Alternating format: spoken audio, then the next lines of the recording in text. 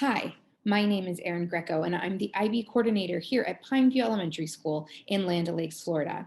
I am so excited that our schools are going to be partners in the Global Read Aloud. I actually haven't even told my school yet because I want it to be a surprise. But what we're going to do today is I'm going to share the first book with you in our 6-book series for the Global Read Aloud. And at the end of reading the book, I'm going to give you a challenge. And these challenges are going to connect our schools together. So not only am I going to be reading books for your school, but teachers at your school are going to be reading books for my school. How cool is that? And if you have questions about my school, feel free to ask those as well. So the book I'm sharing with you today is Alma and How She Got Her Name. Now, this is the first book in a series. Now, something that's special about this series is this series of books is all written by Hispanic authors. So, and a lot of these books have a Hispanic connection. So I really hope you enjoy the book, Alma and How She Got Her Name. Remember to stay tuned after the book to hear what the challenge is. Alma and How She Got Her Name by Juana Martinez Neal.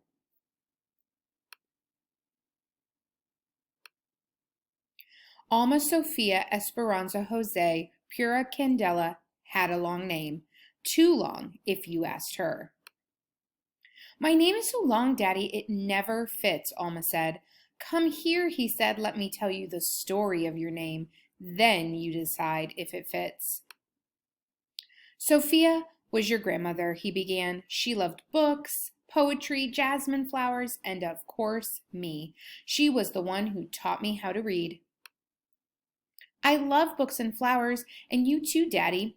I am Sophia.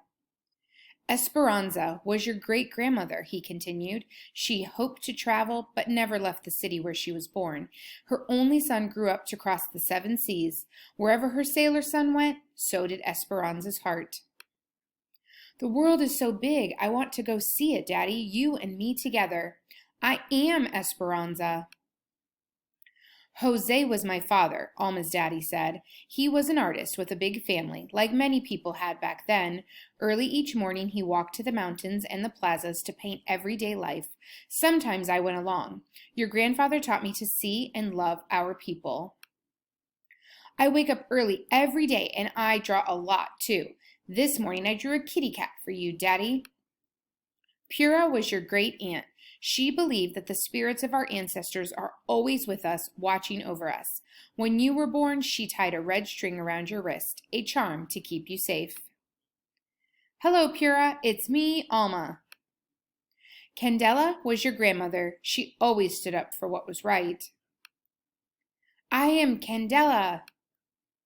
I love the story of my name. Now tell me about Alma, Daddy. Where does that come from? I picked the name Alma just for you. You are the first and the only Alma. You will make your own story.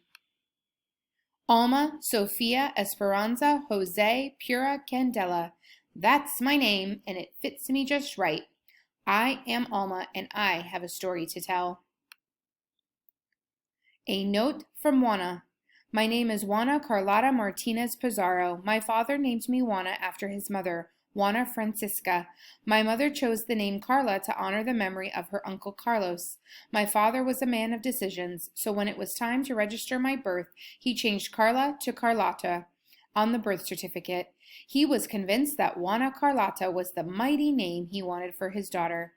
Thanks to that change, I got stuck with what I thought was the most old-fashioned, harsh, ugly, and way too Spanish name in all of Lima, Peru, where I grew up. Little did I know that later on, after I moved to the United States, it would feel unique and remind me every day of where I come from. So what is the story of your name? What story would you like to tell? So that's the challenge I have for you. I want to know the story behind your name. So here's how you're going to do it. First, you need to ask a family member, what's the story behind my name?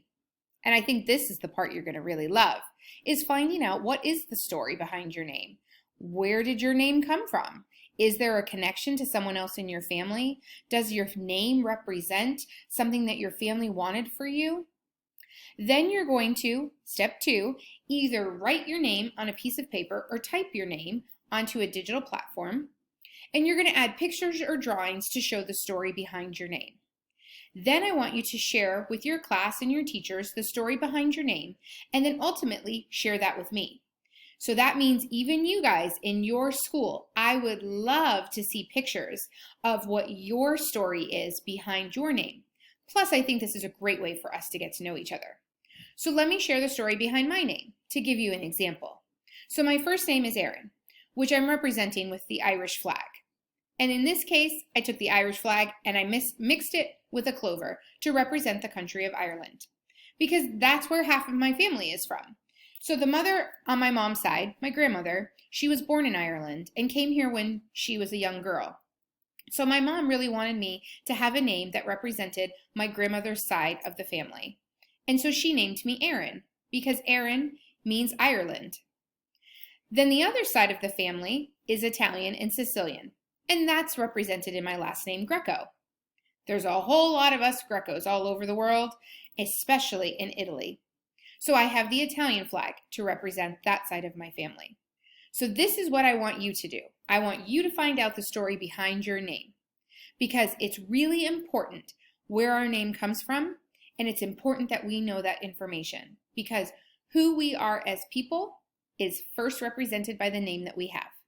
So I look forward to finding out all the stories behind your names and seeing what you guys come up with.